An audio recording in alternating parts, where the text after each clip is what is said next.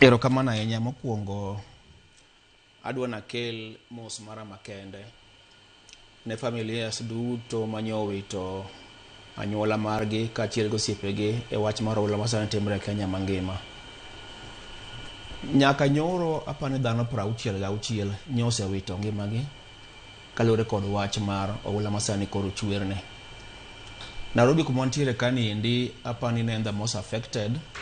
Dhano 33 osewito ngima margi. Kendo kodhi ka pod omedo chwe, en wach malich ni pod dhano biro medo wito ngima margi. But amor ni sirikal mamalo gi sirikal mapiny osekawo hatua mamalo kabisa mondo tem matek mondo dhano kendo koro kik wit ngimagi e yo mar oula masani timre ni endi. Mae midhiero mose affect place kaka Nyando, Nyakach, higa ka higa. To sani amor gi gima sirikal timo kachako kod Lake Basin Development Authority kaachiel gi the National Water Harvesting and Storage Authority.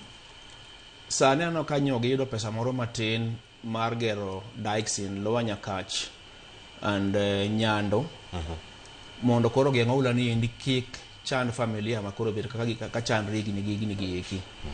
Apani pesa manyiew chiw biro bedo enough to gero kilomita 50 mar dikes. But otimore in different phases. Phase 1 apani the ger kilomita 4 mondo wagero dikes gi eki mondo pi ni koro kuchwe koro kachwe mang'eny ni endi kik o affect families. Miyo sirikal osekato maber mar mondo geng' midhiero masani thago ji e gweng' mopogore opogore. Kodhi Nairobi ka endi sirikal kenano kanyo oseyie ni jogo manyowito ngimagi gidhi kawo ting' mar jogi. Familia ka familia ano kanyo osemi siling 200,000 kendo giwacho ni gidhi chulo pesa mar mochari kaachiel idhi kony familia tero manyose nindo jomanyose tho gi eki gidhi kawo ting' mar ting'o bodies gi tero dala mondo dhi okan gi e yo mokwe.